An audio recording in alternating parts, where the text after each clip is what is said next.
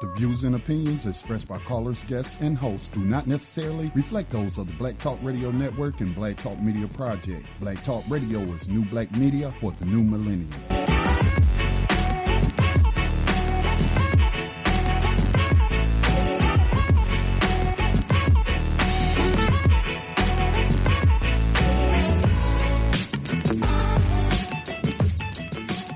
Dinar would have had serious consequences for the world financial system, but may also have empowered the people of Africa, something black activists say the US wants to avoid at all costs. We're slicing cake.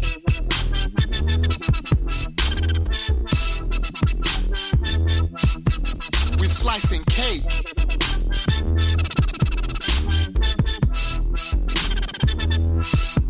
We're slicing cake. Say the US wants to avoid at all costs. We're slicing cake. Say the US wants to avoid at all costs. We're slicing. Gaddafi didn't give up. In the months leading up to the military intervention, he called on African and Muslim nations to join together to create this new currency that would rival the dollar and euro. They would sell oil and other resources around the world only for gold dinars. It's an idea that would shift the economic balance of the world. Countries' wealth would depend on how much gold they have, not how many dollars they trade. And Libya has 144 tons of gold. Welcome everyone to Thando Radio Show, brought to you by Black Talk Radio Network. I'm your host, Dave, from LA, coming to you live from FEMA Region number 6. Today is a Wednesday. Why is Wednesday? 11/29/2017. We have a live show for you today. Looking forward to that. And we would, never fails. As soon as I get on air, get all kinds of calls. We have a live show for you today, so if you'd like to get in on the conversation, give Brother Davis a call, 866-510-9025, 866-510-9025, hit *. Brother Davis will, and just say excuse me because I won't be on the board.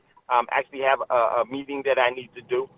I won't be on the board, so please just say excuse me. Brother Davis will hear you and will bring you up. But before we get into the show itself, we got to take care of some administrative duties, and you know what they are. Everyone, please continue to support Black Talk Radio Network and all of the programs that are brought to you by Black Talk Radio Network. And you can do that by going to the website for this network, and that's www.blacktalkradionetwork.com, www.blacktalkradionetwork.com. Once you're there, find the donation prompt, give some of your financial energy so that this network can continue to sustain itself, because it is truly a grassroots organization, because it receives no corporate sponsorship. It only is sponsored by you, the listeners. That is as organic as you can get. So give some of your financial energy so that this network can continue to grow and do what you have deemed as being valuable. Also, you can support the network by being part of its social media outlet. And that social media outlet is known as BTR Community. You can find it on the homepage for Black Talk Radio Network. It is the capital B with the black background. Just hit that, and it will prompt you how you can become a member inside of BTR Community, or you can actually find it by going to www.btrcommunity. It's a social media platform where you're not as adversely affected like you are with Facebook, tweeting, telling, and all that other stuff. You can go there and become a member and not be as adversely affected, because BTR Community will never sell your overall identity to any bidder. And the overall, one of the things that happens with Facebook is that the data mining is used against you in so many different ways. So it's not going to data mine and cross-triangulate you knowing this person, that person. Is not going to ask you for somebody else's, do you know this person, and give up all the ghosts on that person. So this is a fully organic social media activities, and you still can engage in your social media activities. You can post stuff about you, your business. You can post stuff about things that you think that need more attention or public exposure.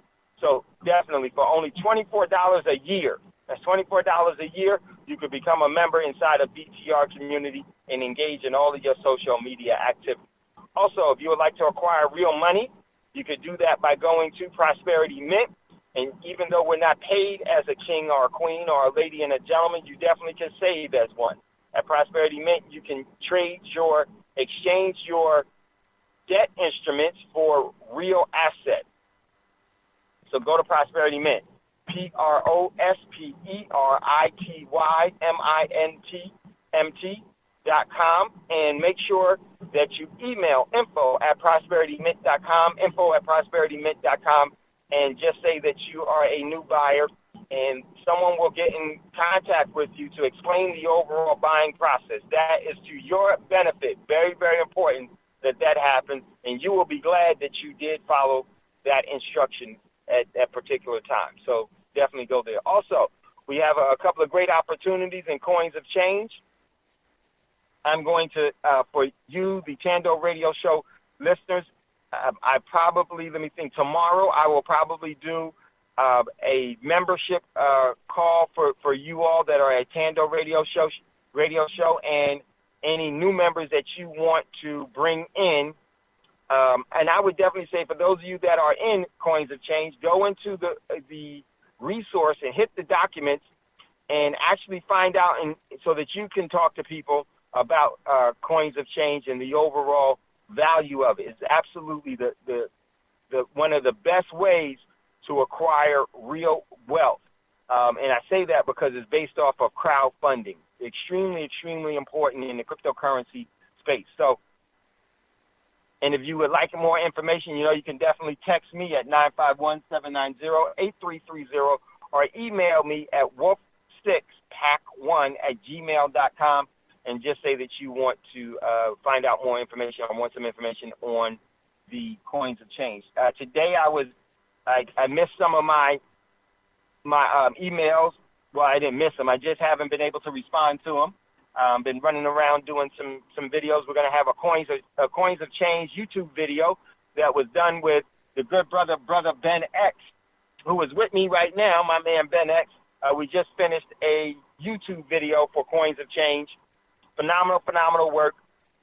Check that out. And then also subscribe to Ben X's YouTube channel, because the young man does phenomenal work.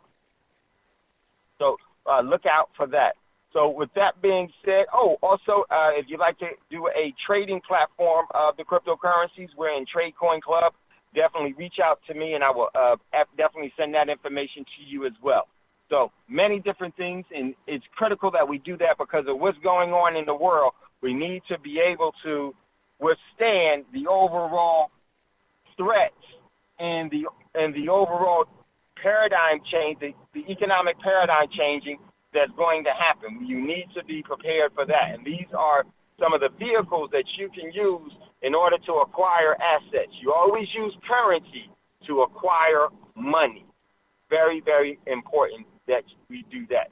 So we're going to jump into what's in the news. I'm driving right now, so I'm not going to go through them all because in driving I won't be able to see them all, but I definitely want to get to some of the things as to what's in the news and check out what's there. First article, very, very important article. Then we're going to get to Wise Wednesday with Brother David. Very, very important article. In my estimation, this one comes from CNN, Cerebrally Naive Network. Other people call it other things. That's what I call CNN, the Cerebrally Naive Network. Graham on North Korea.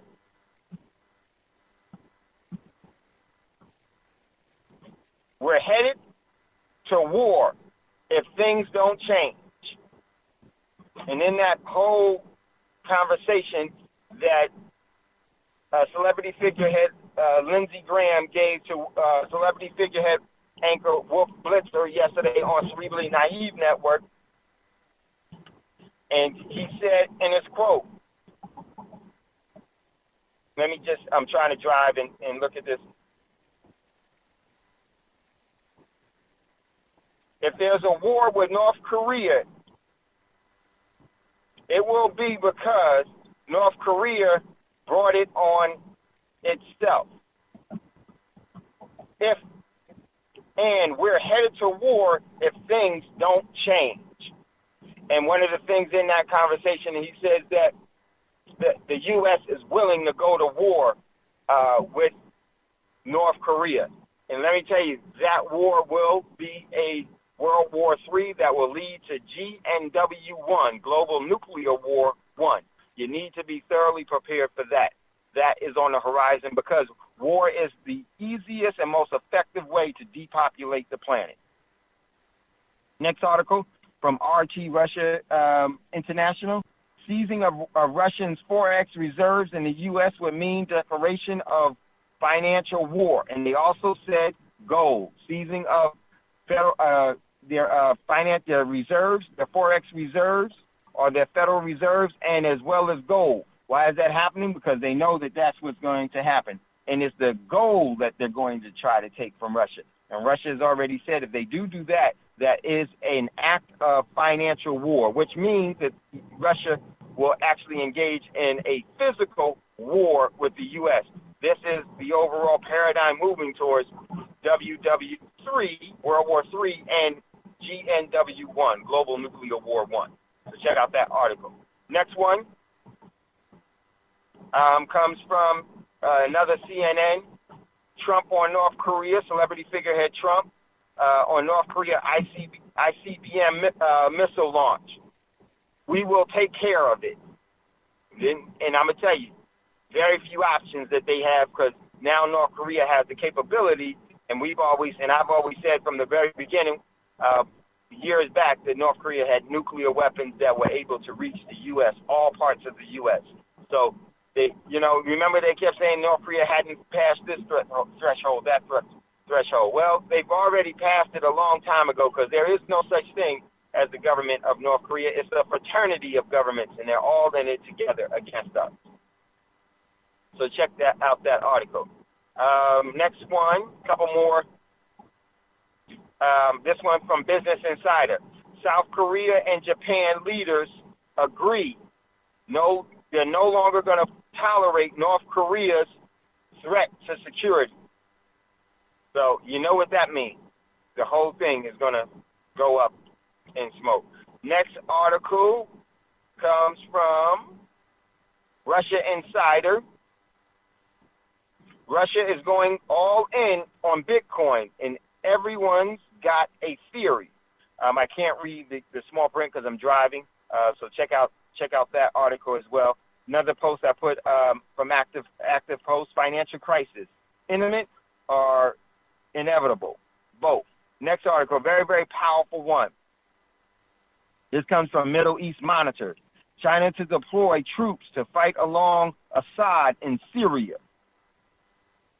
And remember, China made a declaration to support Iran and Syria militarily. So now they're putting their overall boots on the ground. The overall staging of World War III is definitely taking place. It's taking place in the Middle East by way of Lebanon, Beirut, Lebanon, Saudi Arabia, Iran, Syria, Israel. All of that area is Jordan. All of that area is definitely putting itself in the position to be ready to engage, as well as South America and through Venezuela, even throughout different parts of Africa. Sorry about that, Ben. In from Djibouti to Sudan to different parts, definitely different countries within Africa are definitely the staging grounds, as well as the Europe and Eastern Europe, and in the Korean Peninsula and the South Sea of China. All of the stages there, and this is the deployment are being shown as being as such. The U.S. has over 230 military aircraft in South Korea and in the military bases to engage in vigilant act on December the 4th. Now, I wouldn't be surprised, as we had talked about yesterday on yesterday's show, if the overall war goes live then. Next article, last one that I'm going to read, is, because I can't drive and I don't want to get in an accident here, is this one comes from, Roz posted this from CNBC Criminals, Nothing But Criminals News, and Roz posted, it says, China has grave concerns about North Korea's latest missile test. Well, the whole world does. Check out that one. Great article by Roz. So that's what's in the news. Everyone, please be mindful of the overall situation and don't be caught off guard by what could happen, because I definitely think it will be happening.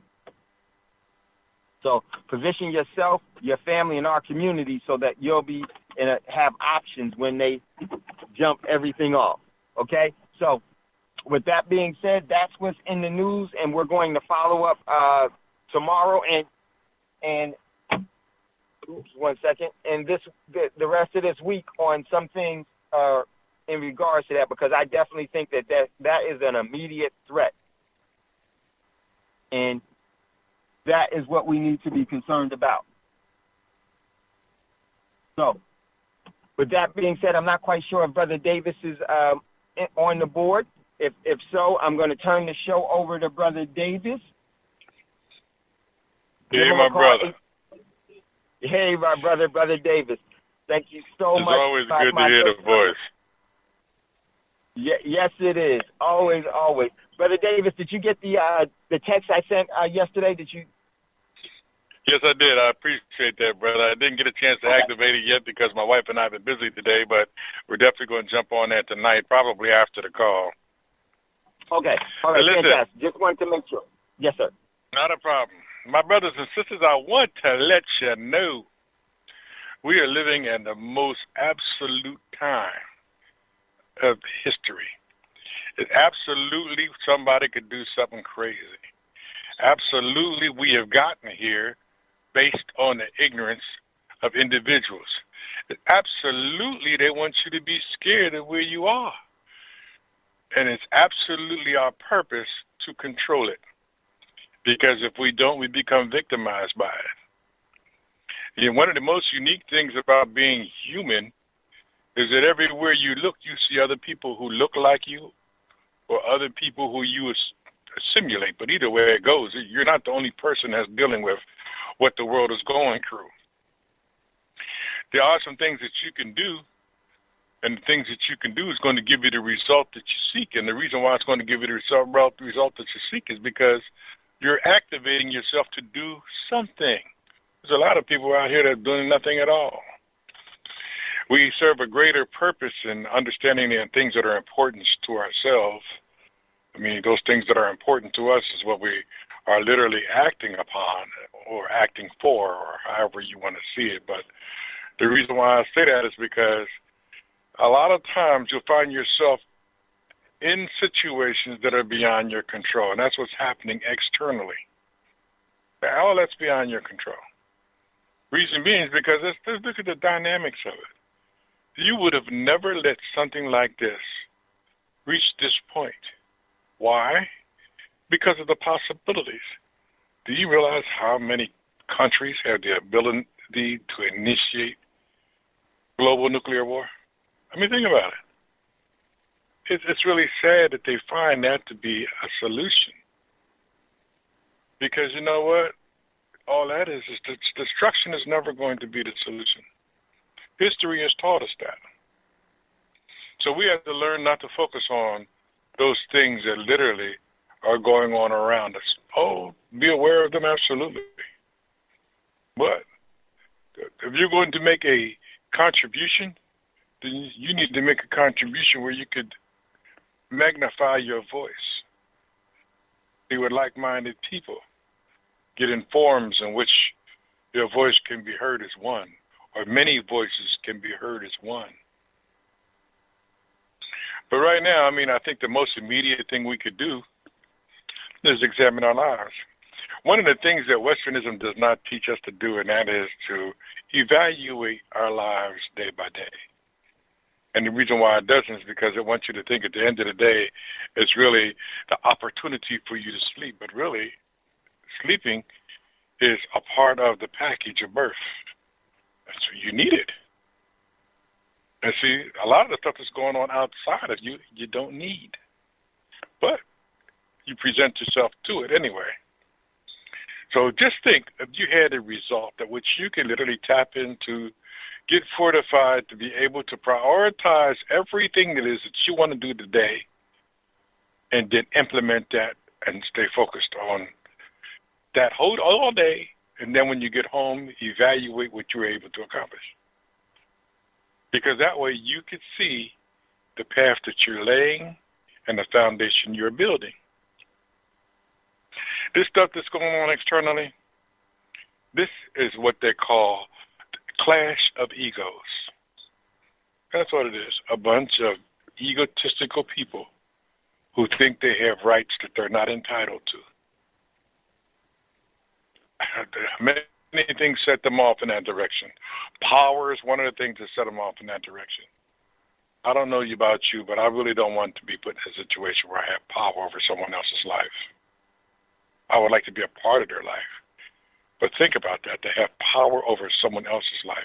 And it's not like this is a power that they have attained to gain. No. In most cases, it has nothing to do with that. In most cases, it has to do with the three greeds. Ego, which is a greed. Money, which is based on greed. And control.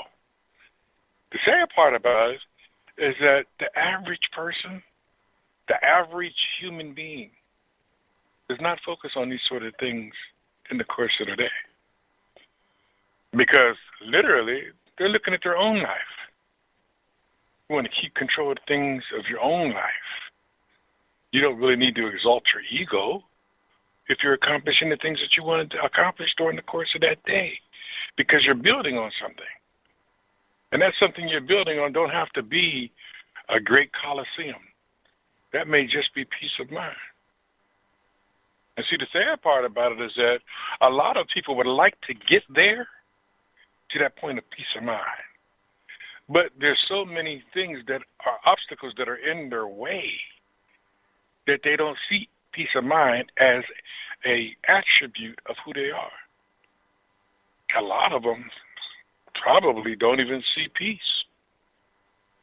But these are small value systems. And why do I say value systems? Well, you know how it is at the end of the day when you get in you haven't turned nothing on.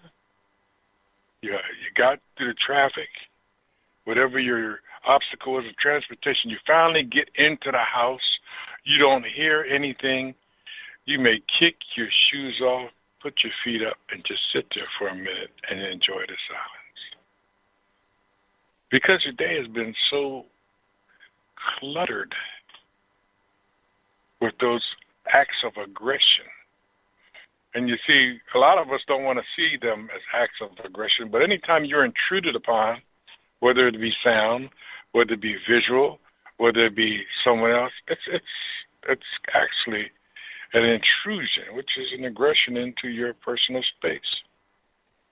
Some people deal with it, well, it's not a problem, because I'm in a form when I know this sort of thing can happen, meaning at work or that sort of thing.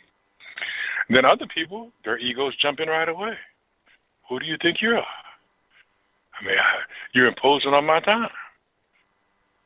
You see, it's the perception of how one sees themselves as to how one deals with a circumstance that is before them. Now, I mean, this has been a month of fiascos. First major fiasco is the enormous gains of Bitcoin. Believe it, it's a fiasco all over the world. It's shocking people, but then other people it's profiting. Let's look at the environments in which we're in. Look at the anger that people show. You've seen it. You be riding down the street in your car at a red light, and the light turns green, and you're looking down at your bag or something, or you might be putting something on the radio, and all of a sudden you hear an aggressive horn because you didn't move in that instant that the light turned green.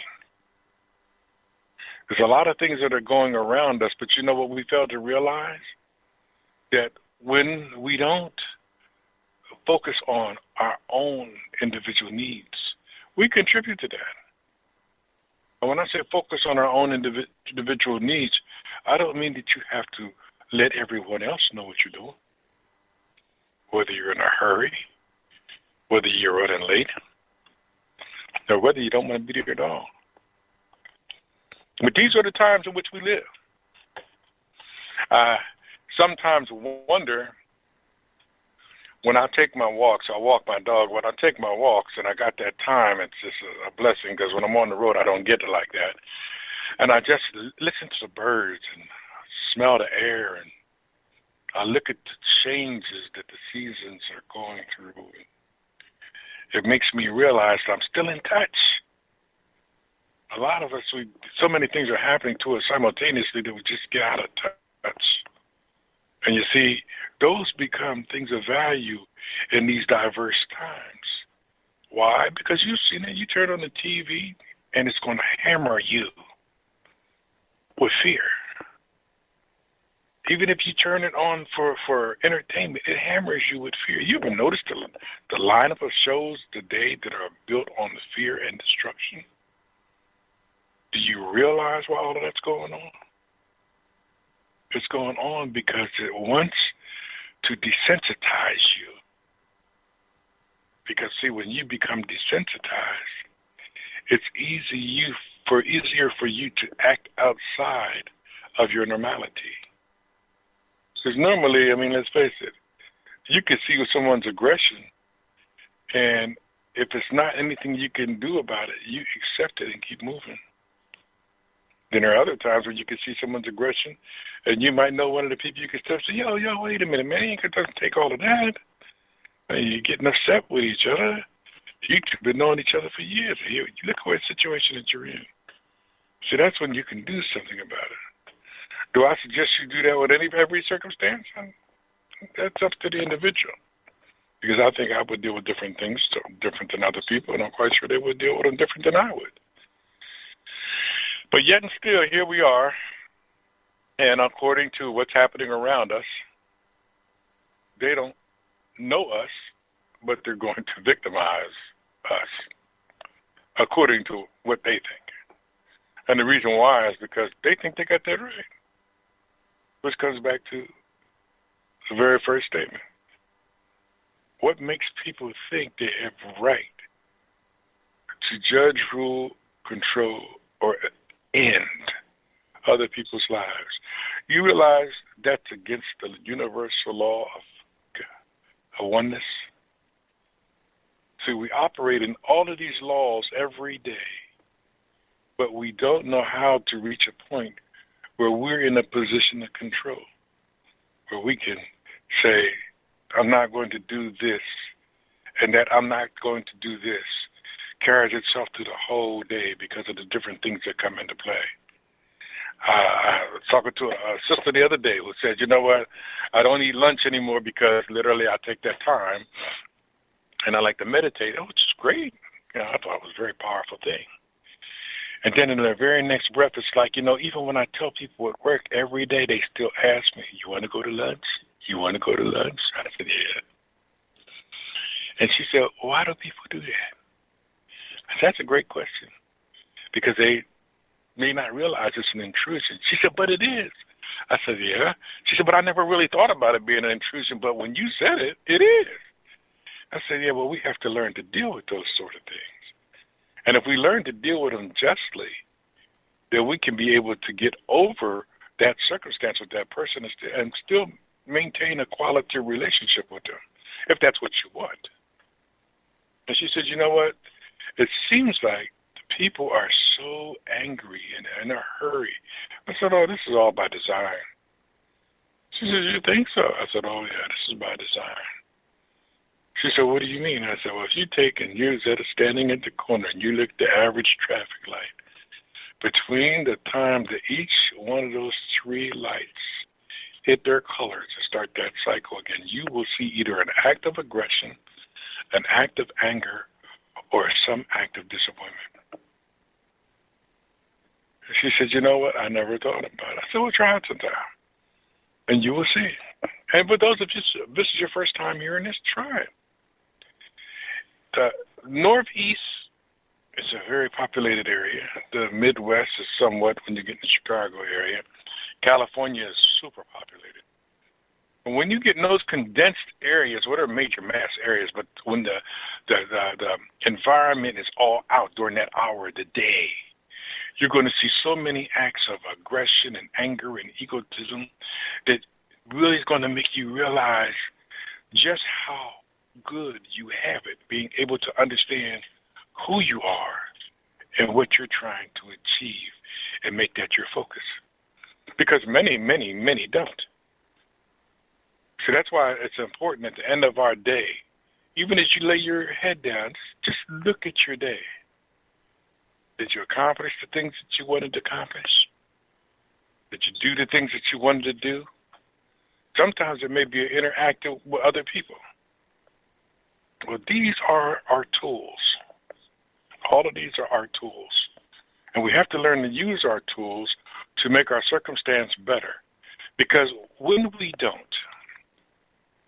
we move ourselves off our balance. And we must stay balanced, because when you're balanced, you're in control. But when you're off balance, there's certain areas of your life that may flare up unbeknownst to you, because sometimes that's why it's called a flare up. It just happens. But in most cases, when we're balanced, we can literally sit and say, because you may be nudged one way or another, and because you haven't lost balance, you could say, and then now, you're evaluating your perception of whatever it is you see or caused that to happen. One of the major problems that we have in America today is that we are living so far away from balance of our equilibrium with the universal laws. I mean, you think about it. Our food is contaminated. Our water is contaminated. Our daily schedules are so, animated, that we really don't see time to do some of the things that we want to do unless we focus on doing them. And a lot of times you may intend to do something and don't get around to doing it because you don't prioritize. And the reason may not be that you don't know how. It may be that something came up and then became the priority. People have a tendency to do that to us all the time and not even realize it, because guess what? It's our decision, not theirs. That's like a lady who's pregnant. She doesn't know when the baby's going to come, but she may feel baby kicking. She may feel the baby turning. And don't nobody know any of these things but the person with the baby. This is Brother Davis on a Wise Wednesday. I really wanted to make this here kind of lighthearted show so that we can really begin to focus on the result that we want, okay? When you're looking on the world stage, this is what's so dynamic about a world stage.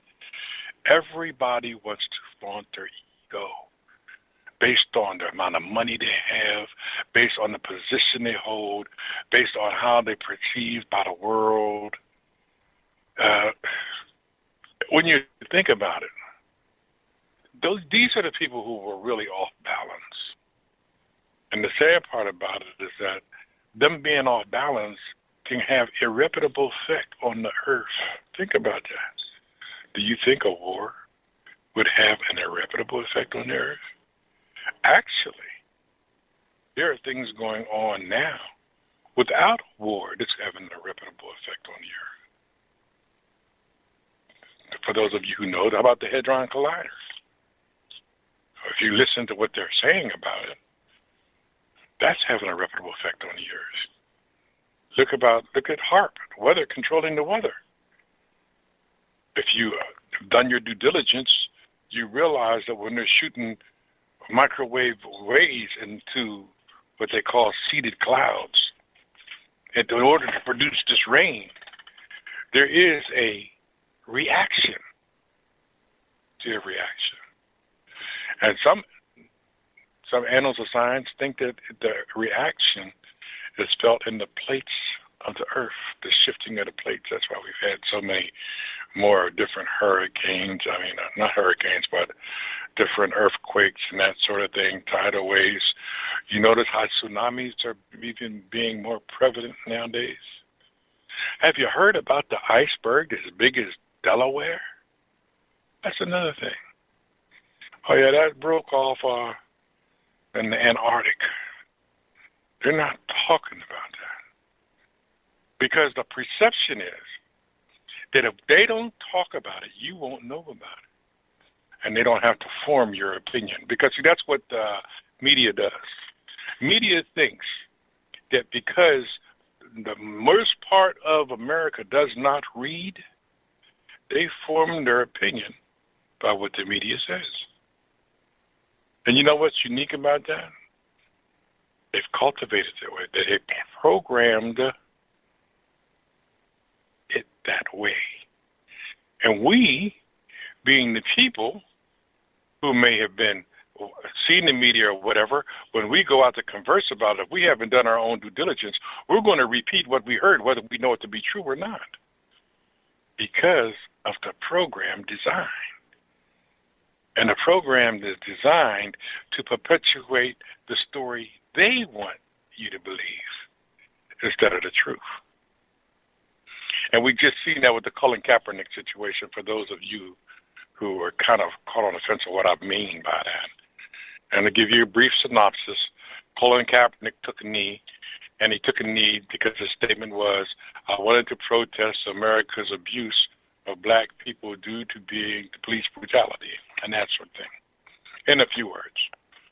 Well, white America didn't want to accept that on a world stage, like the NFL is watched all over the world, this black man has made a stand, has taken a position to expose dirty laundry. And they vilified him for a long time until they began to realize other people was coming to his partnership because they agreed. And now they're going to pass a law. They're going to pass a law that athletes on a professional scale cannot protest. Now they don't know exactly how they want to word it. Matter of fact, the NFL is talking about leaving athletes in the locker rooms during the national anthem. Now here's a really unique twist to the dynamic.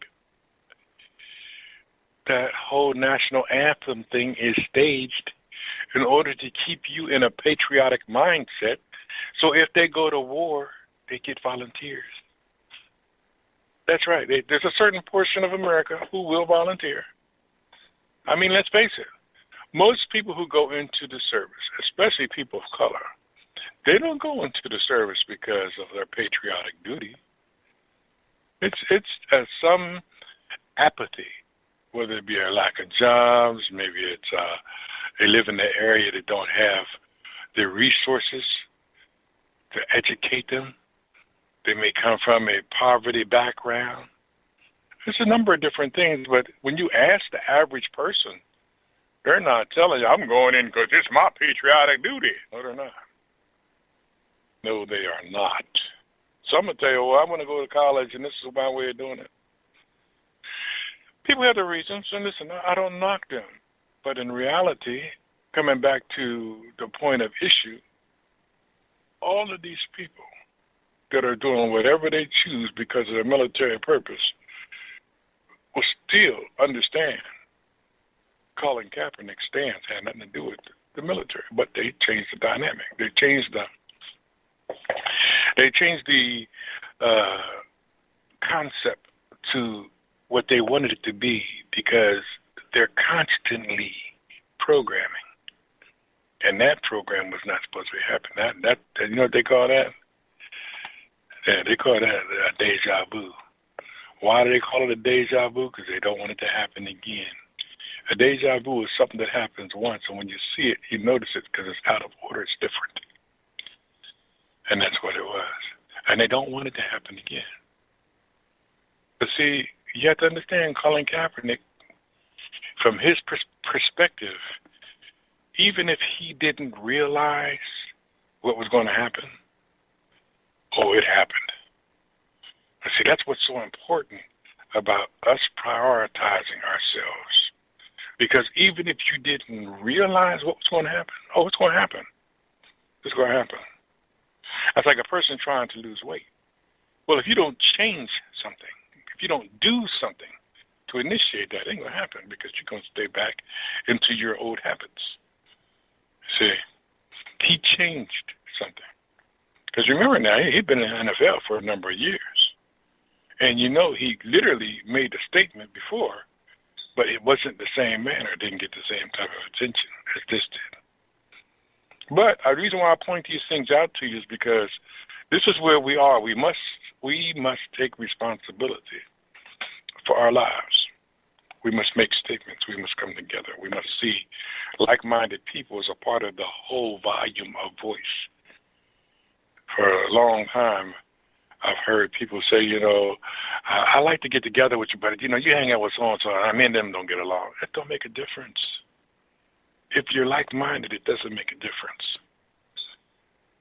So one of the things that we must strive to do is be self-obedient. Have a discipline about yourself that don't nobody else have to know about, but you can follow. And believe me, the transformation is far beyond compare. Now, I'm always about helping and reaching and stretching. Why? Because if I got to reach up to grab a hand to pull me up, I want to be able to stretch a hand back so I can grab somebody else, because we can do this. But we have to believe we can do this. So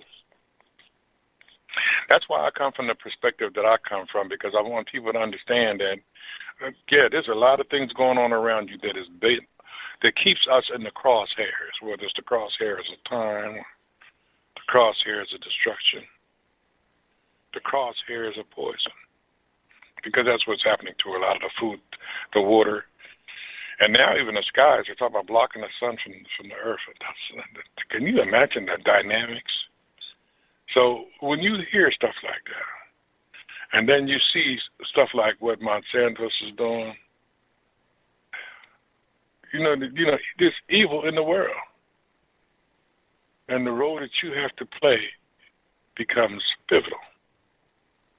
This is Brother Davis on a Wise Wednesday. I'm trying to just be cool, laid back tonight, so we could be able to focus on result, and the result that we want to achieve in spite of all of what is going on around us. And there's a lot going on around us. So some of it's good and some of it's not so good. Do I think on the world stage that this can get very volatile? Absolutely, because the players that are involved all have one thing in common. They carry hate and ego. And here's the unique thing about this. They talk about the interests. Well, North Korea, it doesn't serve their interests in doing anything to us, but it doesn't serve our interest doing anything to North Korea. Actually, I believe, and this is just an opinion, I believe North Korea has taken their attitude and now is being manipulated by some other parties because of the history of American policy. And I'm quite sure that's not a shock to a lot of you. And, you know, the sad part about it, once again, it comes back to us, because being an American people now, for those of you who don't know, the world realizes that Black America is totally victimized by white supremacy in America.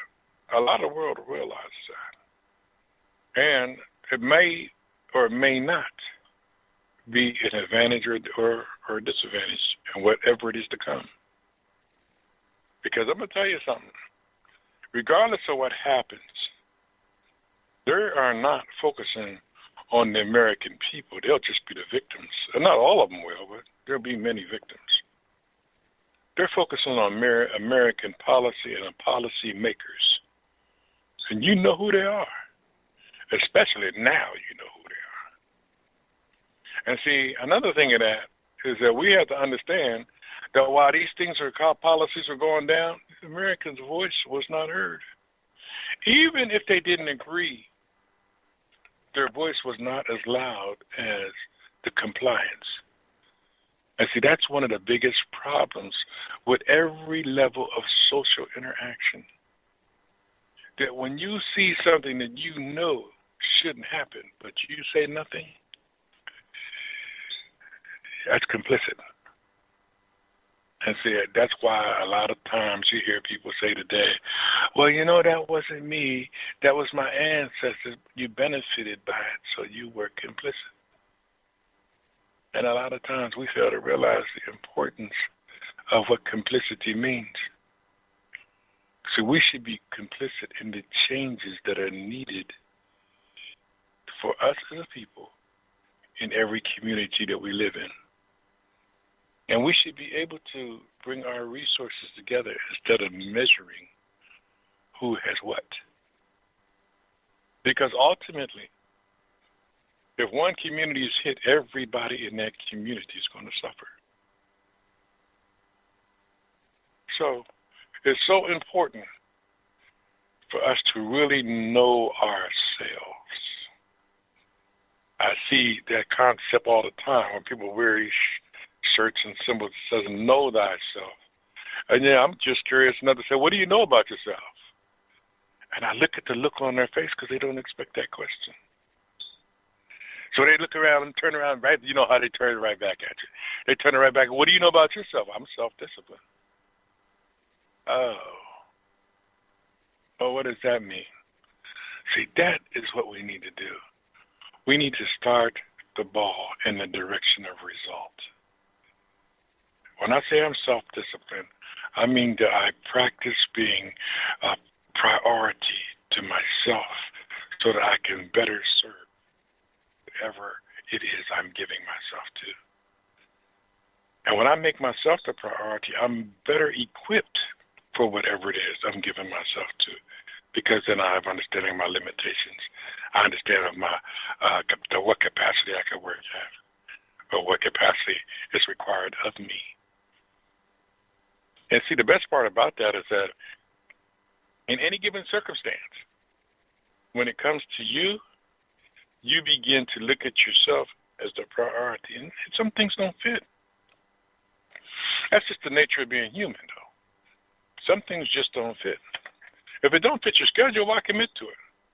I can't do it. But you don't. And that's another thing. If you can't do it, you got to be able to say that. You know what? That's not a good night for me.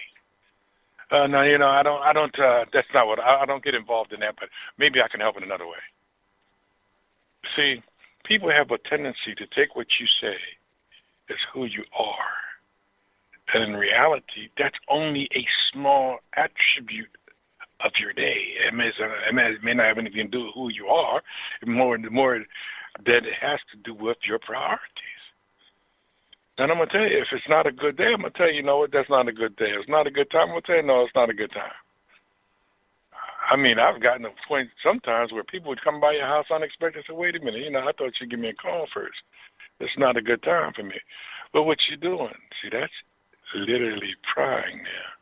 I'm trying to be courteous to say, look, it's not a good time for me because I may be doing something, and that something I may be doing has nothing to do with why you inquired.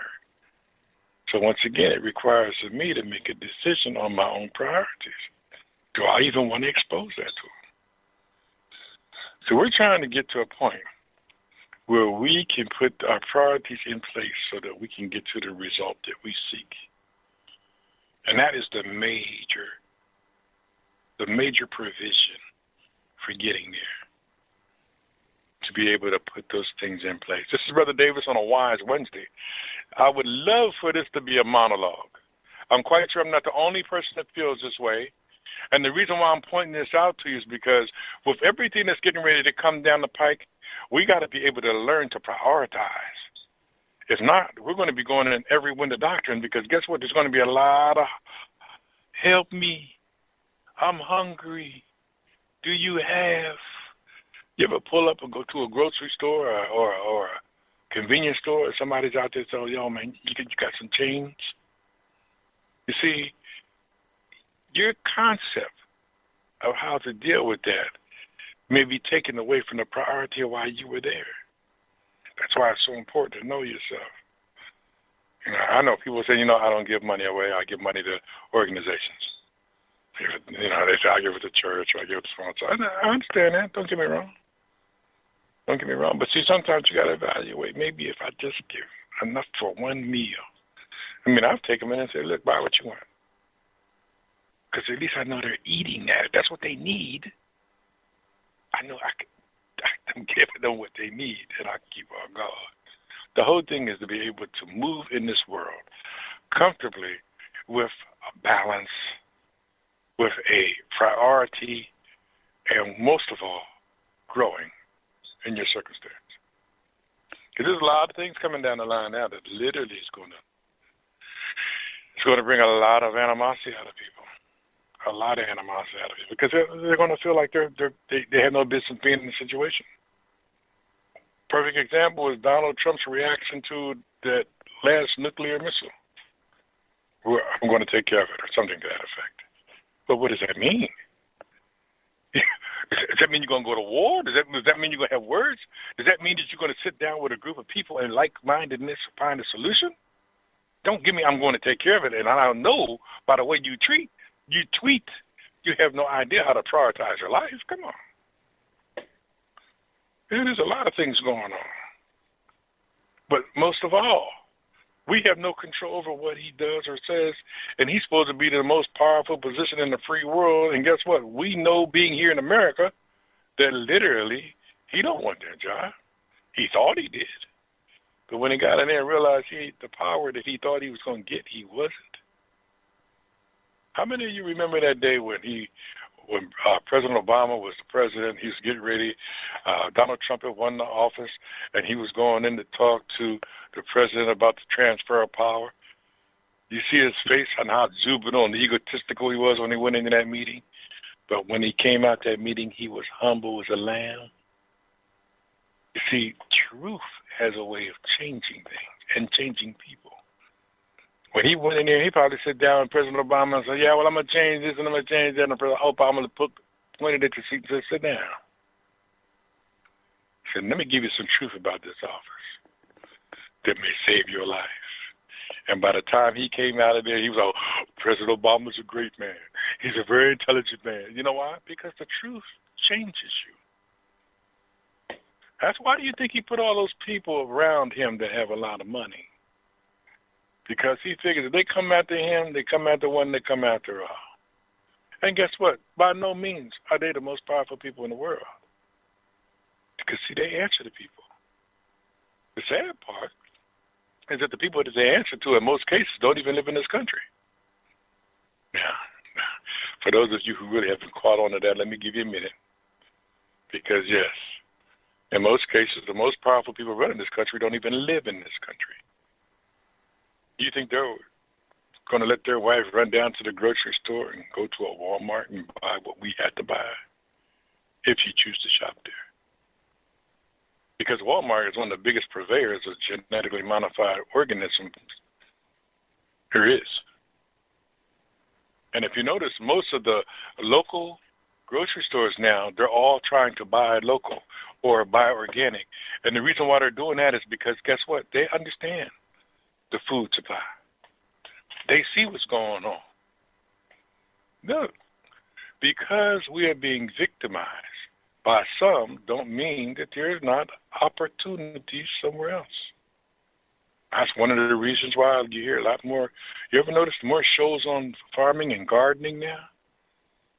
Remember when President Obama's wife told you that we need to really do more gardening? That's what she was trying to tell us then. But you know what? A lot of people still don't hear the lesson. They didn't hear it. And you know the sad part about it? Some of those people have been victimized by their lifestyles through the diseases of high blood pressure, diabetes, and all this is out here.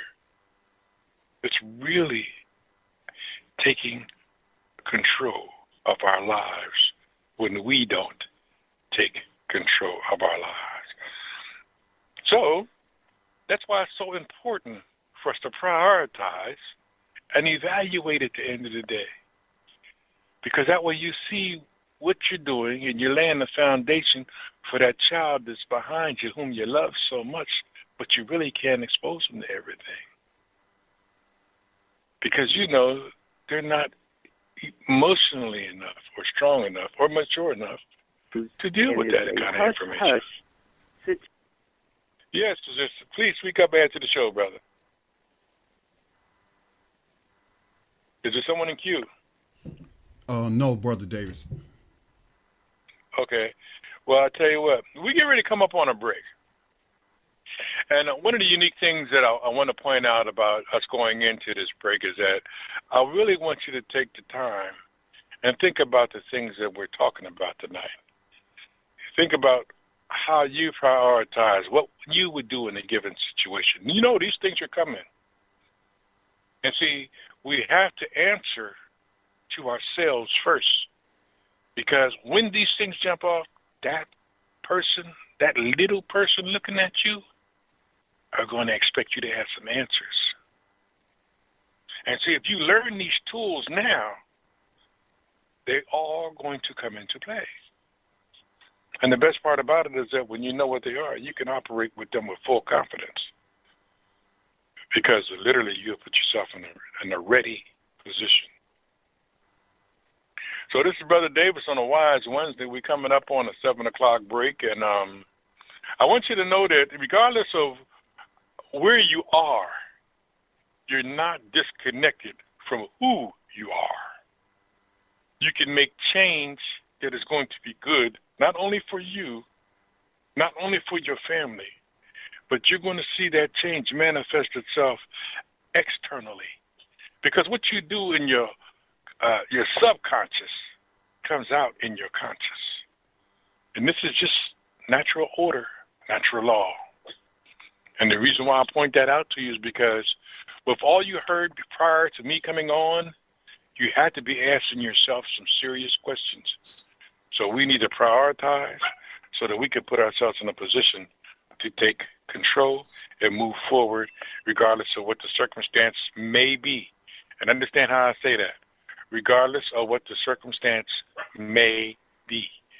Because if one of these dominoes start to fall, the chain reaction will eventually get to your door. And that is why we must prepare by prioritizing ourselves, looking, evaluating, and planning, and sticking to our plan. This is Brother Davis on a Wise Wednesday, and tonight we're discussing our responsibility to self and being disciplined to ourselves. So we're going to the break, and when we come back after the break, bring up the phones, bring your content into the show tonight so that we can have a monologue instead of a dialogue. This is Brother Davis on a Wise Wednesday. No, I'm not a writer. Okay.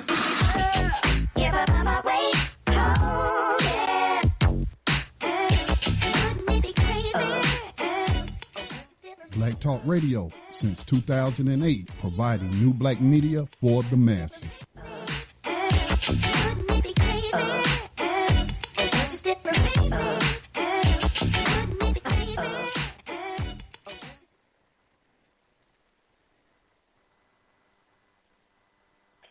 We're back, my brothers and sisters. Now, during the break, I opened my book, one of my books here, and looked at my face was a phrase that says, "We are in this world, but not of this world." And you know what? I'm quite sure every one of us has heard that before. And see, that speaks directly to that personal responsibility. Because in reality, we live in a world that's controlled by natural order. There are universal laws. You heard me talk about them before. And these laws have been broken immensely, especially by the Western world. The reason why I say that, because literally, where there has been the most devastation and decision, that's come out of the Western world. Now, let me give you some facts. Out of all of the countries in the world that have nuclear power, we are the only one that have unleashed it on people to the point of destruction. Out of all the countries that have the ability to take technology to the next level, we are the only ones that have made it destructive to other countries. Because we've moved in other countries and taken their resources. And a lot of times it had nothing to do with that first presentation. But for those of you who don't know, when the United States goes to a country, they go in and present themselves, and they go in as missionaries. And then they come in with product or merchandise. Then they come in with the military. It's the 3 M's. This is just, look it up. Don't take my word for it. Because literally, this is how the United States has been able to do what it has done all over the world. And believe me, there are satellites of military posts of the United States all over the world. And see, to me, once again, I think that it's an order of fear that they want people to have. Now, they may tell you, oh, no, that's not what we want. Oh, why military? Because let's face it, the whole world knows you're the most deadly country in history. You see? I mean, really, this is not rocket science, my brothers and sisters. This is why we have to be responsible to self. This is why we may be in something that really has nothing to do with the individual as much as it has to do with policy that we never had any control over. And we still must prepare. Because if there isn't any major conflict, which I would like to say I hope never happens, I understand how I said that, then in preparing ourselves and making ourselves the priority, we're in a better position to be able to teach and reach and control the next stage of growth of our society. That's if there isn't. But if there is, the assignment is still the same. We're going to still need teachers. We're going to still need somebody out here who's going to have the incentive to reach and change. So we have to, while we can, prioritize ourselves. How do you protect yourself? Now, you should have thought about that before now, which I've always said. I think that we deserve to have guns. Not that I would go out here utilizing them, but it's better to have one in a situation in need than to need one and have not. These are just the times we live in. How do you feel about direct confrontation? Are you one of these people who you think that in every given situation that you can be able to control it where it doesn't get out of hand? And what are you willing to risk? See, these are questions that we have to face. That's why it's so important for us to prioritize our lives. And when we prioritize our lives, we can't look at it from the position of what we don't have. Because we have it. We have everything we need. It's just about how we apply what we have, or how do we know how to use what we have to our advantage. And a lot of people keep saying, well, I need to get this and I need to get that. And I'm saying, well, you have everything you need if you know how to apply it. Ultimately, if I can't achieve what I'm trying to achieve, I'm taken to a greater order. I know some of you are saying, well, what makes you different? I'm not different. I've always said I'm just like you. But remember what I said when we first started this? We're in it, but not of it. That is true. So regardless of what happens, I'm going to do my best. But if I've reached a point where I can do no more, I'm still prepared. Because, see, I believe, and many of you have listened to the show, have heard me say, I believe I can achieve the impossible in impossible circumstances. Why? Because I don't think that anything that can happen is going to take away all my ability to do something. Let me repeat that.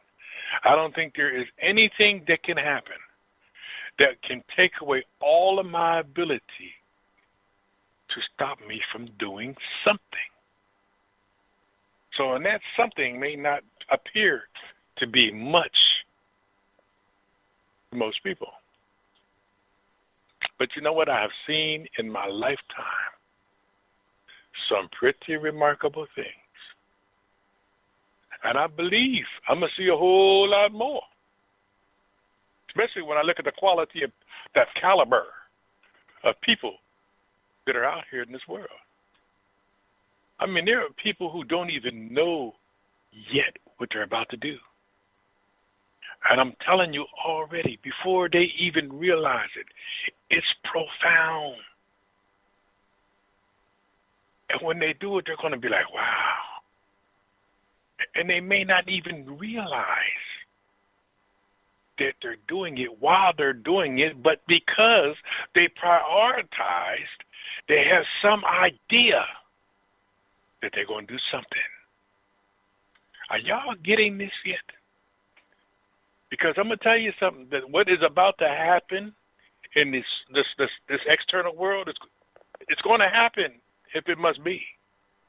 Why? Because these people don't have any respect for life,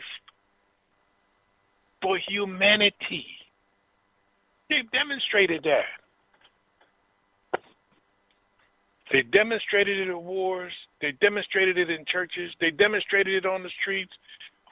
How many more demonstrations do you really need to know that there is nothing sacred when it comes to the destruction that they think is necessary to get what their ego wants? Nothing. Now, I'm kind of different because I'm like this. I don't care what's on your plate. If it's not what I'm trying to achieve here, tooth and nail, I'm going to fight. To my last ounce of transformation, I'm going to fight. And guess what? I'm not the only one. That's why it's so important that we talk openly about prioritizing. We got a lot of young brothers out here, young warriors, that literally have been brought up in a time where they have lost self-gratitude and they're willing to pay whatever costs, and they have no priorities. You see, these are the people we have to set examples for, because these may be the leaders of tomorrow. And I think they have the potential and the ability. But you needed an example. Think about that. You needed an example to get to an understanding of how to achieve certain things. Many of them have had that, many of them have not. Many of them have the skills to be able to do some basic things, many of them do not. Always remember this: as a general, as a warrior, as a leader, as a laborer, never disrupt the laborers in the field. Because when you disrupt the laborers in the field, the work don't get done. You want to do something, work right beside them. There's no greater example of a leader than one who jumps in when those other people think they're carrying the burden alone. Because guess what? Now you done supercharged them. Are y'all getting this? You done supercharged a labor force that had already submitted to being there. But seeing somebody who they've always put in a different mindset than what theirs are, to jump in it and see that they are just like them, ooh, you have no idea of the energy that you have just injected into a circumstance. You know, a lot of people fail to realize the importance of our human nature. You see, we should be feeding our bodies the right things. We should be drinking good quality, pure water. It's the elixir of life. It lubricates everything that works. Our bodies is constant communication with us in everything. Everything.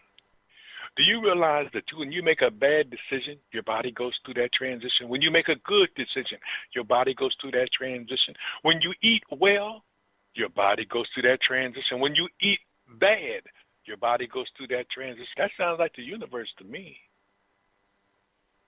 Because one thing in the chain of effect will affect another thing. That's what connecting is being all about. We're connected to something greater. I don't care what happens outside of my universe because I can't control that. Do I want to be able to be sympathetic and caring in those circumstances? Yes, I do. But once again, it's outside. I cannot control that. But what goes on inside, I can control. And see, that's where greatness, the seed of the unbelievable, shines. Because some of those seeds haven't even sprouted yet. Man, we live in a great, great time. Because we are going to see, or we're going to see the beginning of the dismantling of the most tyrannous structure ever known to man, called supremacy. Oh, yeah. You know what's interesting? A lot of people don't see it coming. I'm going to tell you why they don't see it coming. Because the programs are running vast, and they're trying to keep you focused on the programs. But when you step back from the programs and you look, wow, this is being dismantled.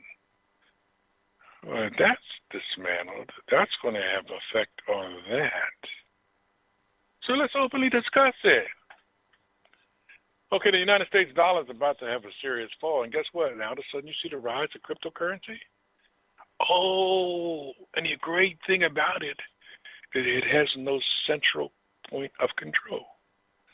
Think about that dynamic. Now, all monetary, all fiat money has a central point of control.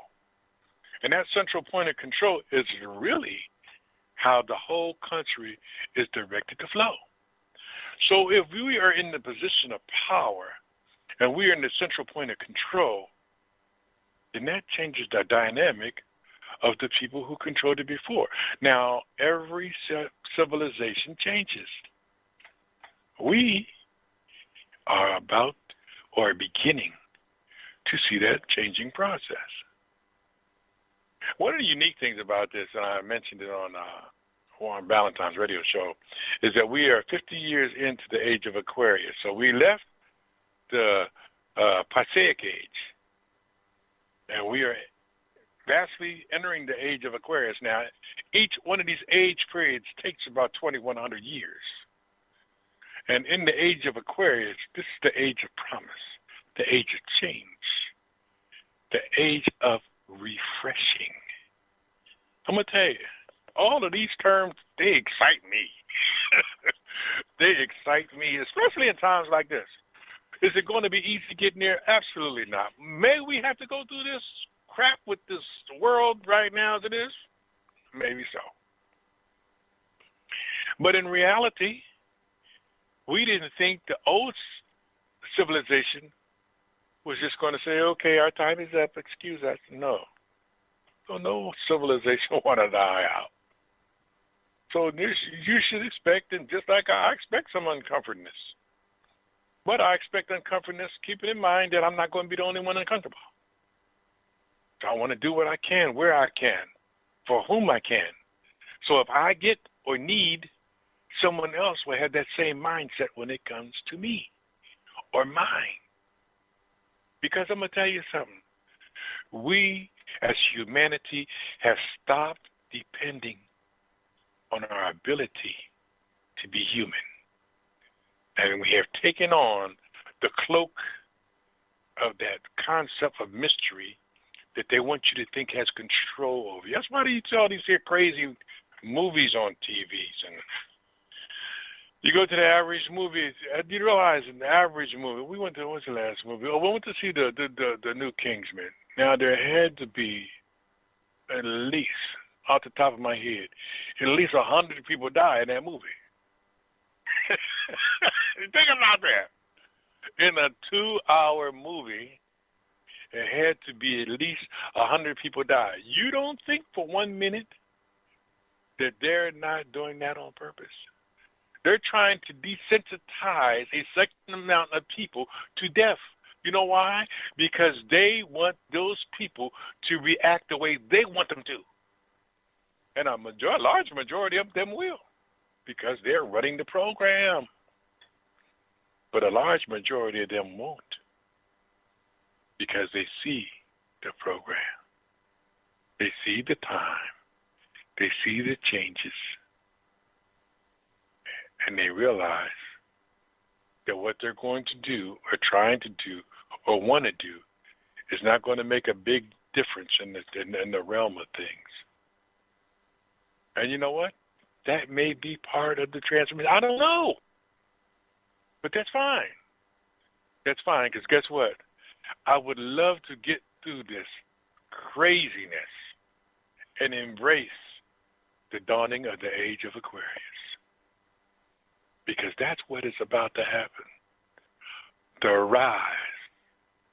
Now, understand what I said. Each age takes about 2,100 years. And we are 50 years into it, and we've already seen some major changes. And we also are seeing more changes to come. Even some of the truths that are coming out nowadays are waking people up. You realize that a lot of people are just beginning to realize the Federal Reserve is not a part of the federal government. But for so long they thought it was because it said Federal Reserve. It was part of the deception. You were deceived. And guess what? They're fighting to keep a position of control. I mean literally fighting. Because as this transformation comes on down the pike, they're going to lose validity. So, and they're losing validity. You think they're going to want to just step back and say, okay, our time is over? No. There is too much evil in the world supported by that organization. I know some of y'all probably saying, wow, Davis, you're getting pretty. Well, it's just the truth. You have to understand these things, these organizations and these corporations that are doing the things that they're doing nowadays, this isn't by a happen chance. Evil has a plan. And for those of you who didn't quite grasp it, let me say it again. Evil has a plan. And a lot of their plan is working. But it's coming to fruition. And my purpose is to be here to see it and then be a part of the transformation process afterwards. May I reach my purpose? Listen, one thing about intent and control and taking authority in your life and setting priorities is that you're putting a foundation in so that you can be able to sustain a consistency about your interests. And even if you don't reach it, somebody's watching and it's going to step right in. You know what? There's a, and I know this is a side note, but there's a scene in one of the first Star Wars when, for those of you who watched the movie, where Obi-Wan Kenobi and Darth Vader. Now, Obi-Wan Kenobi represented good. Darth Vader represented evil. But Darth Vader was younger, and Obi-Wan Kenobi was his teacher in his early years. So Darth Vader says to Obi-Wan, I will smite you, and no one will ever know you existed. And Obi-Wan looks at him and says, you will make me greater and more powerful than you could ever imagine. So when they were in their fight scene, the young Jedi Knight that Obi-Wan was teaching happened to notice they were fighting. And when that young Jedi Knight looked at Obi-Wan, and Obi-Wan was old, he was up in years, he knew that he was in a battle that was going to at least exhaust him. When he seen the young knight look at him, He surrendered himself to his spirit, but his sword was still intact. So when he was attacked, he disappeared. His sword disappeared, and the only thing there was his clothes. Now, that was powerful. Because, see, these sort of things are giving us insights in the concept of what we speak, but we don't quite understand. Now, what do I mean by what we speak, but we don't quite understand? I came on this segment, and the first thing I said is, we are in this world, but not of this world. So in that particular scene, Obi-Wan demonstrated that he was in this world, but not of this world. And how did he become greater? Through the eyes of the one whom he was the example of. 4. You see the dynamic here? I'm trying to get y'all to understand that we are so much more encompassing than what you have ever been taught to believe.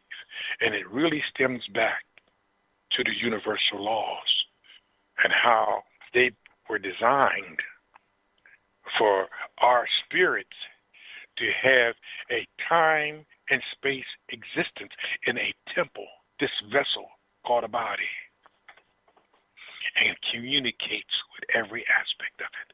The only thing that goes bad about the body is the habits. The habits that we take on, that's really what destroys the body. You know, when you eating is a habit. It's a good habit because it's a part to keep maintaining our body. But when you put the wrong stuff in, then literally the body cannot survive. So it gets sick. But when you put the right stuff in, this body's designed to last over 100 years easily. And you're seeing it now. More people are reaching 100 years old. So nothing I'm telling you should be really new to you. It's just maybe the perspective upon which you see it. But I'm trying to tell you that this is all out here available to us because it's the result of the original plan. And we can work our way back to it. Oh, we got to do a few things. Yeah, we definitely got to look at our food, and we got to look at our water supply. We also got to look at how we live and what we want to change about ourselves. I'm going to tell you, we are really, really pretty damaged here. I mean, every universal law is being used against us as a people right now. You heard me talk about the law of sound and vibration? Well, look at rap music. Remember when rap used to be positive? Now how negative it is? That has an effect on us, also on our children. So they're actually using a universal law against us to degrade us to the degree that we degrade ourselves. And then we want to say it's not all of us, but yet you go to the clubs. Just people in the clubs nowadays are 50, 60 years old, still chasing skirts, 20, 25 years old. Don't get me wrong. I love a beautiful woman. But I don't want to be in the company of them all, by no means. But walking down the street, it's beautiful to look at. I don't mind my wife looking at handsome young men. Because we were them people at one time. Okay?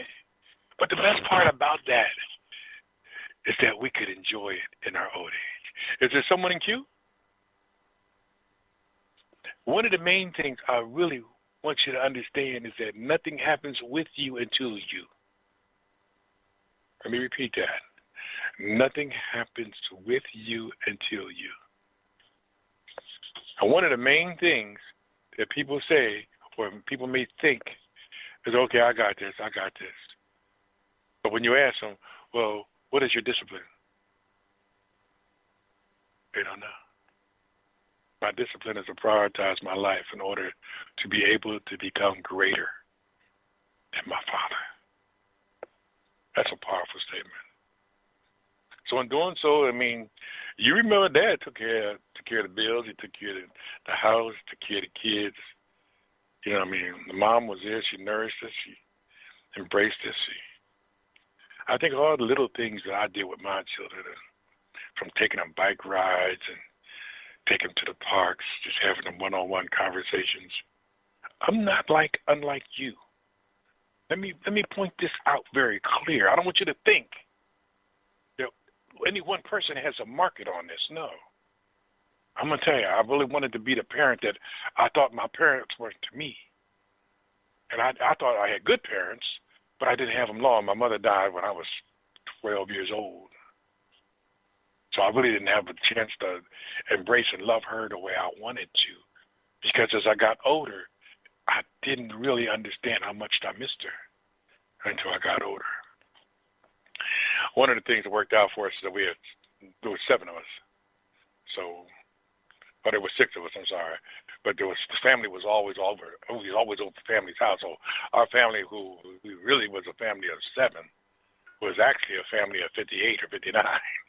Because we were that close with cousins and that sort of thing. So, everything that was I've experienced, I either had a cousin or a brother there or a sister. So it was just one of those sort of things. But those are the dynamics in which literally helped me to become the person I am today. And then when I moved through the eras, because, I went through that Christianity era, and I began to realize, this is just more. I just know what, but I begin to realize it's more. So we started studying and started focusing on herbs and teas. And before we realized it, we seeing how the things were connected. And before you know it, the conversation flipped. And my knowledge base was going through the roof.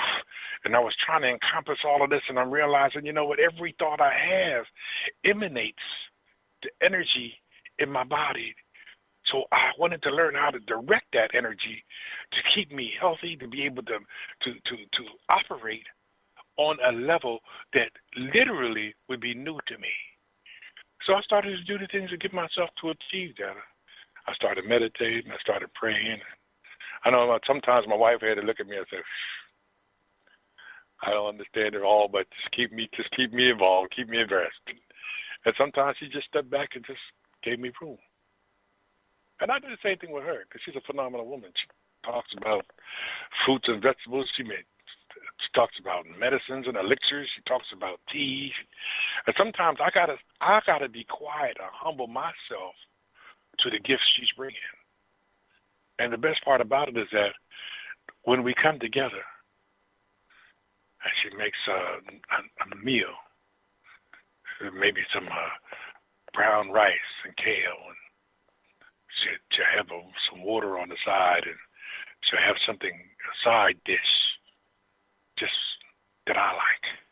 I like artichokes and stuff like that. I like cucumber salads and stuff like that. But they know that. And all of these things are healthy for me, so they work with me. Is there someone in queue? Now, the reason why I'm telling you these things is because these are the energy that comes. These are the things that come into our body as food that turns into nutrients that's literally transformed into energy. That's the process. But our bodies know what they are. And why we consume them is why they're working to our advantage. Is there someone in queue? Now, one of the reasons why I'm pointing this out to you is because I want you to see the dynamics of how you get to where you want to go, okay? Don't get me wrong. I mean, I'm the type of person who just was probably what you think. You understand? I used to be rough. I'm fortunate that I met a woman like the woman I met. But Brother Davis. I was literally, I needed work. I seriously needed work. Brother Davis. And I also needed to have, yes, brother. 281, did you have a call or a question for Brother Davis? Area code 281. We cannot hear you. All right, go ahead. Yes, sir. This is Dr. Hawkins. How are you? Doc Hawk, how are you? I snuck up on you, big nine. Brother, but you know I was looking for you because I ain't heard from you in a while. Yeah, man, I've been out of pocket for a while. You know, I had talked to David the other day, and man, I tell you, this flooding and stuff that happened in Houston is, I mean, it was hectic. I mean, you know. Yes, but I could believe that. You know, we know what that was though, with HARP and the geoengineering and all that. You know. Absolutely. But how's brother. it been going, Absolutely. my brother? It's a good word today. How have you been? Brother, I'm gonna tell you, I've been superb. Actually, in one word, I have been superb. Could things be better? They can always be better. But I mean, my health is excellent, and we're actually at the farm, and things are starting to take off. Matter of fact, we got our first batch of, we had 100 and maybe 110, 120 pounds of honey out of the bees for the first harvest. So, I mean, things are really starting to take off. Well, we got two. Go ahead, brother. Man, that is wonderful. Yeah, brother, I'm going to tell you something, man. Some real good things have been happening. But on the other side, I mean, I'm looking at the world, and, we still got to stay in the trenches there. That's one of the reasons I was asked, anybody hear from me? Anybody hear from me? I was trying to be discreet, but I was definitely, me and my wife, the conversation of you have come up many times, brother. Oh, and by the way, she said, call us after the show. On which number? I got both of y'all's number. I'll definitely do that. But you're spot on, man, about what you're saying this show, and you know what? I gotta co-sign it, and just as a gentle reminder to the people, it's like I say all the time, the people had help becoming so ignorant. We weren't just born that way. They're attacking us through the water, through the food, different types of frequencies, all this kind of stuff. But if we stay focused and persevere, and we do exactly what Brother David said he did, go on a self-exploration trip, learn yourself, study yourself, study what's going on around you, we're going to be just fine when we apply the knowledge. Absolutely, brother. Absolutely. And I'll tell you, I take that as a very, very positive endorsement. But listen, we're getting ready to go to a break now because we're coming up on that 7:30 point. Dr. Hawk, if you'd like to hang on, you're more than welcome to because you've always been a blessing to the show. After the break, please, y'all, get on your telephones. Add to the monologue of the show because guess what? These things that we're talking about are very easy for you to grasp, reach out, and make change. If you want to. Because if you don't, then, like I said, you become a victim of the circumstance that you live in. And in most cases, you'll be the victim of the habits that you have. This is Brother Davidson on Wise Wednesday. We're coming up on the last segment, y'all. Get by your phones, kick it in, because guess what? The next level is going to be much different than this one. This is Brother Davis on the Wise Wednesday.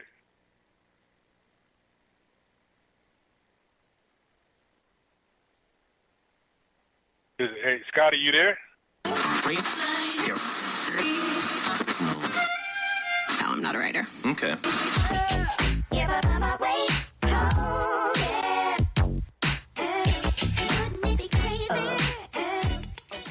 Black Talk Radio since 2008, providing new black media for the masses.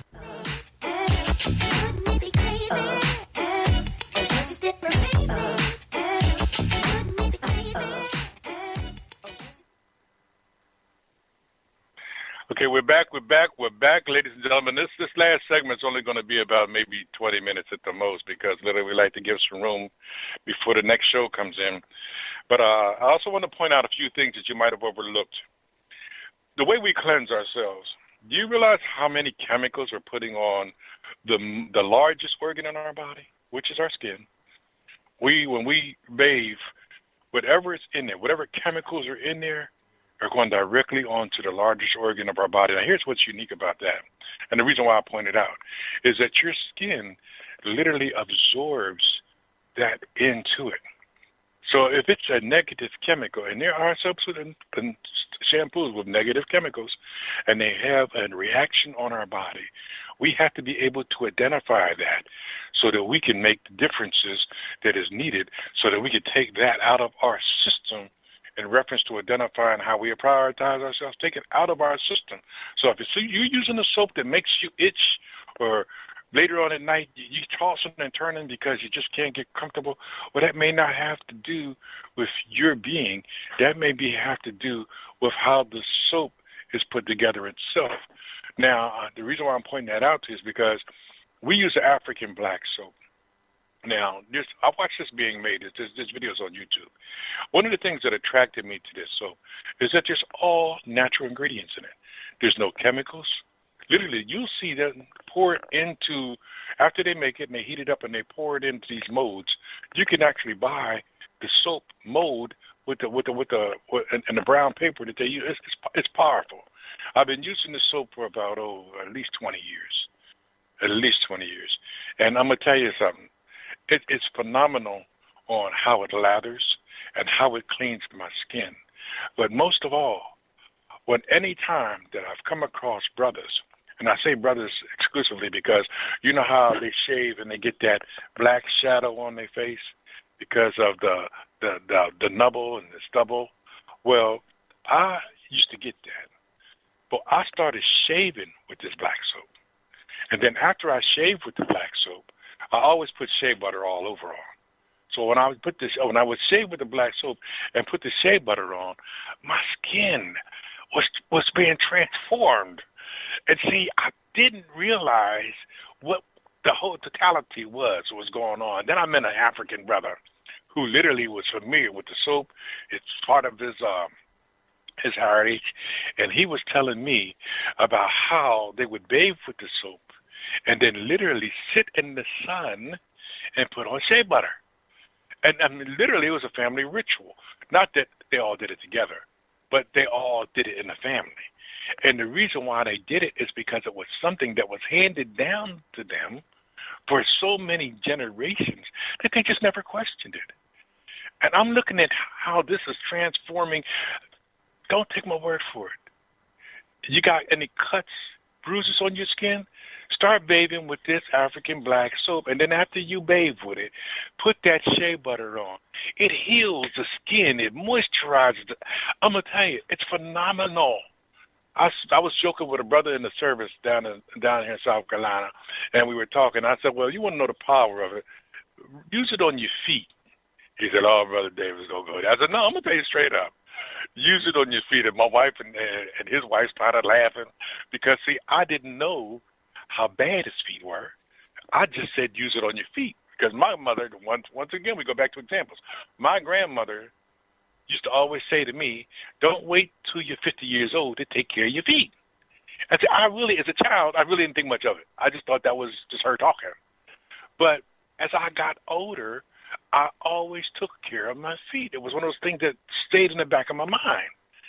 So when I started really using shea butter and I got to really cleaning my feet, and then, you know how women, they always got a little something extra that you don't know nothing about. Just turn me on the pumice stone and all that sort of thing. So when I would get out of the shower, I would use my stone and everything, and then I would wash my feet again. Then I would get out, dry off, and I'd use my shea butter. Everything about this organ was being transformed and fortified. And this is what's so unique about this. Every ingredient in that soap requires the same ingredient that we require as a plant: sun, water, and nutrients. And I look what it does to me. So I'm telling you about this here universal connection. This is live in every aspect of our lives. Every aspect of our lives. And I'm no different from you. I keep coming back to that. Because a lot of times people think, oh, well, maybe that'll work for you. No, brother, this works for you too. Sister, this works for you too.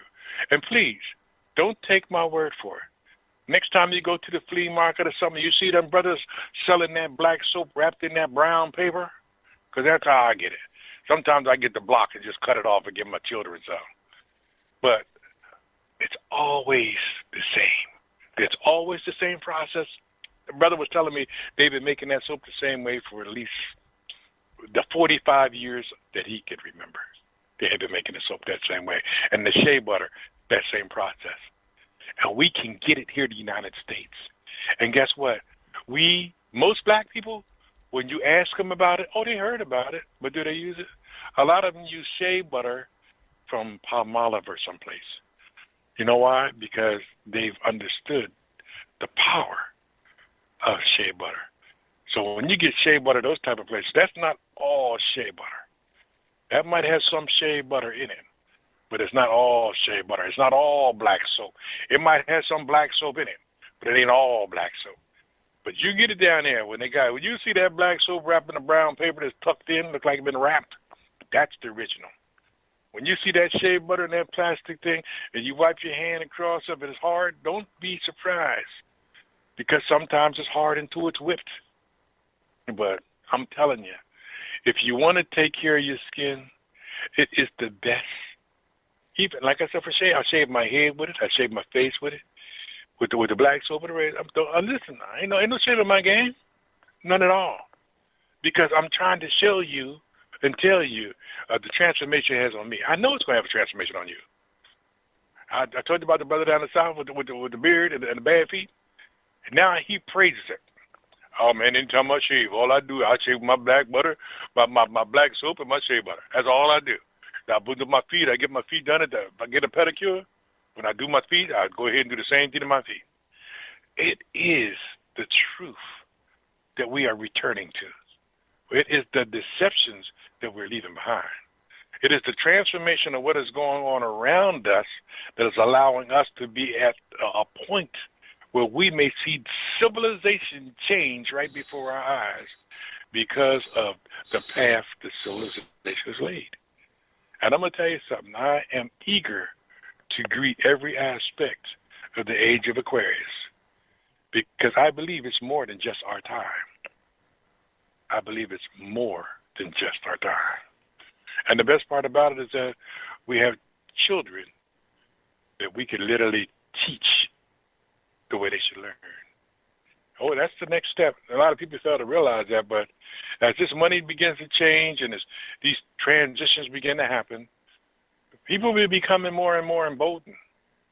And they're putting curriculums together. There's African curriculums several places. I have an African curriculum because I do believe that as our farm expands and as this transition goes on, that we're going to reach a stage where we're going to have a, if need to use the term, charter school or our own school on our farm. And if that is the case, I want to give them the best that I can give them. And believe me, my grandchildren talk about it already. They talk about it already. And the reason why is because we openly discuss it with them because we want them to be able to be good readers. Foundational things you're going to need. Reading is foundational. You must, and I repeat, you must learn how to read. The earlier, the better. Because that way your comprehension level is literally put on steroids. And the more you enjoy it, the more you absorb. And it's a perpetual motion. But unless you're not experiencing it, you will not know it. One thing about living life, when you enjoy it, is not a burden. It's really, truly not a burden. I mean, don't get me wrong, I have ups and downs, just like you. But I don't let my ups and downs control me because I know there's going to be a brighter day. There's going to be an opportunity for me to do something to make change. And that's what I look forward to. And this is why I take my time on Wednesday nights to really come to you because I want you to see that you can achieve the same results or greater. I'm really hoping they're greater because if they're greater, that means that we have elevated to a greater level of being closer to who we truly are. And when we get there, it's just going to be a return to the beginning. Understand how I said that. When we get there, it's just going to be a return to the beginning. I'm hoping that those of you who are sincere, those of you who really want to grow, are going to do something for yourself. And when you decide to do something for yourself, we're going to be there for you. I'm working on a blog I'm about to set loose probably in the next day or two. And I'm going to launch it on Facebook. Brother Warren told me to call him today. I'd do that because he wants to announce it on the show so everybody can get a chance to go and hit the blog. Now, really what the blog is going to be about is letting people identify that they're greater than the circumstances that they are in. But if they have any innuendos or any fears, that I'm going to set up a website in which we can come to and learn how we can make this transformation process. We're going to learn about food. We're going to learn about exercise. We're going to learn about our bodies. We're going to learn about the 5 glandular systems and how they interact and how a decision that you make is being affected by organs in your body that you didn't even know was in the process. how the energy that's in your body can be used by you to channel it in any meridian or canal to wherever you need it, because you have been able to reach a point in which you're eating in a holistic way to give power to your thought process. And energy follows your thoughts. Let me make that very clear. So if you're thinking negative and everything, and that's another thing that is also going to be on this site. Because, we have been so inundated by Westernism that a lot of times it's even hard to look at black women without looking at them in a sexist way. And these are the things that we got to attack. And when we attack these things, we got to take them from the conscious level and transverse them into our subconscious, because what we put in our subconscious comes out in our conscious. So we got to start not only treating them as the queens they should be, but we have to literally plant that into our subconscious so that it comes out freely and not without trigger. We got to learn how to speak again, because in reality, we're speaking a deceptive language. Now, there's a positive way to use the deceptive language, but how many times have you gone out and your ears have been intruded upon behind somebody else who really just abuses it? See, this is another attribute of the growth process to getting to where we need to be. We're going to talk about how the body has what's called breathing exercises, so it can give air supply to parts of the body that are limited air supply is required. Now, what do I mean by limited air supply is required? I mean, it only because of the habits that you have picked up. Your breathing does not allow your whole body to enjoy the maximum amount of oxygen that it could achieve, because we have taken a habit and utilize it as a part of our life. And what do I mean by a habit and utilize it as a part of our life? You ever notice how runners, when they run great distances, or they're breathing at one level when they start running, okay? Then as their body starts to achieve certain levels of, should I say, exhaustive toleration. Now, what I mean by exhaustive toleration, I mean their body kind of feels tired, but the energy is still there and it keeps them going. Well, your lungs also are going through that process. So when your lungs go through that process, your body moves to another rhythm. And when it transforms to that other rhythm, your mind literally zones out everything. And it's focusing on what you're trying to do. And your body literally goes into an auto control that you've trained for. So now your oxygen becomes in pace with the need of the system.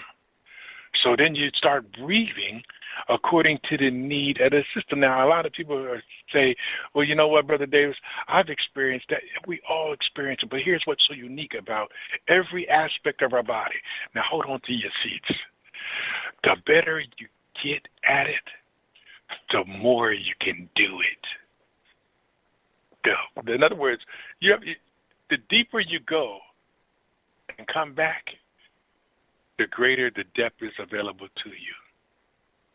That's what makes meditation so important to the process. Because you can learn to breathe at a certain level and get comfortable and be able to find your place of peace in your meditation. But when you cut the time factor, what is cut the time factor? So take your breath in a 4 count, 1001, 1002, 1003, 1004, hold it for a minute, and then let it out. 1001, 1002, 1003, 1004. You're putting a balance in place, okay? And your body's adjusting to that balance every time you go through that count and breathing process. That sequence is allowing your body to be able to sustain you and your mind's depth of flow. What does that mean? When you can exalt, when you can eliminate every thought and allow your mind just to relax and flow, you are approaching the receptive stage.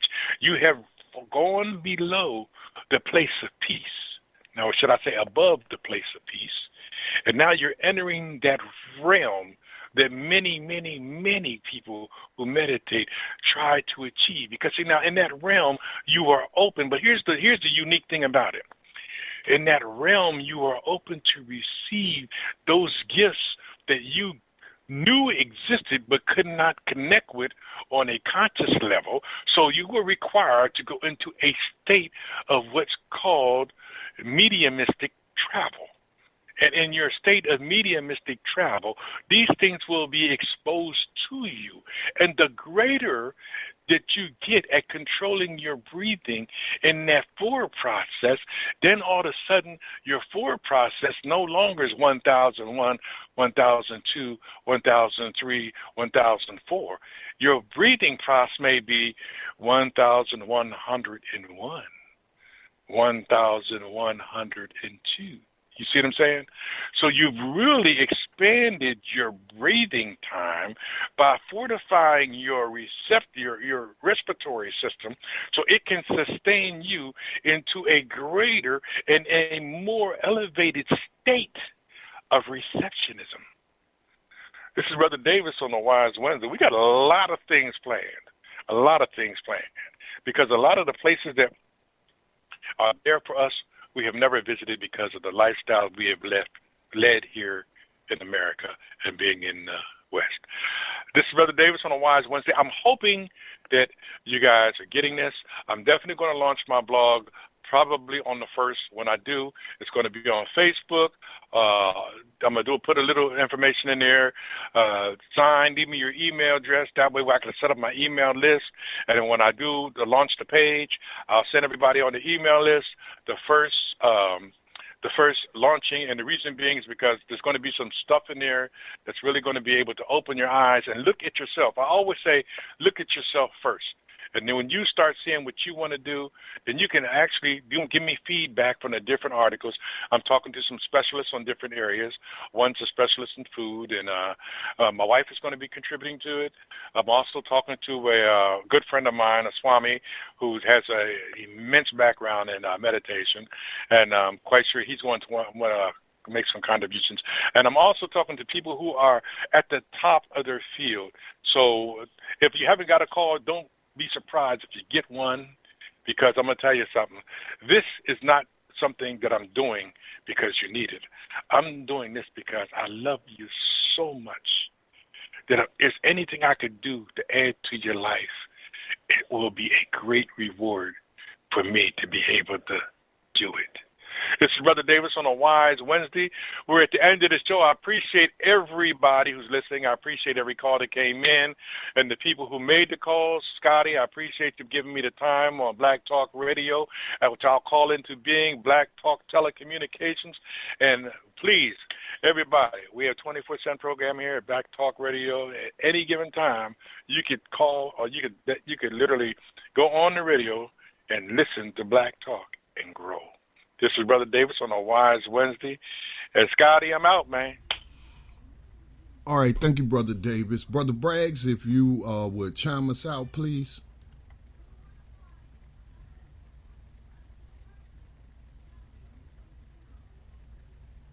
Okay, we appear to be having some issues with Brother Braggs' line. Brother Braggs, you there?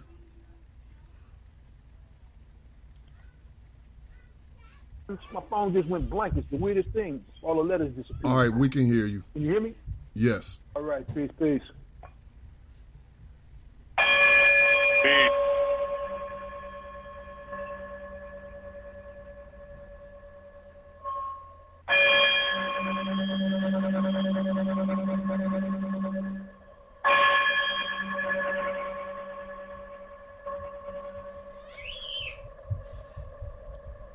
Gold dinar would have had serious consequences for the world financial system, but may also have empowered the people of Africa, something black activists say the US wants to avoid at all costs. We're slicing cake.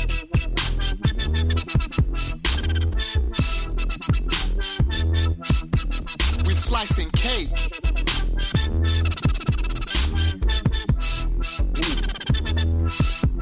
We're slicing cake.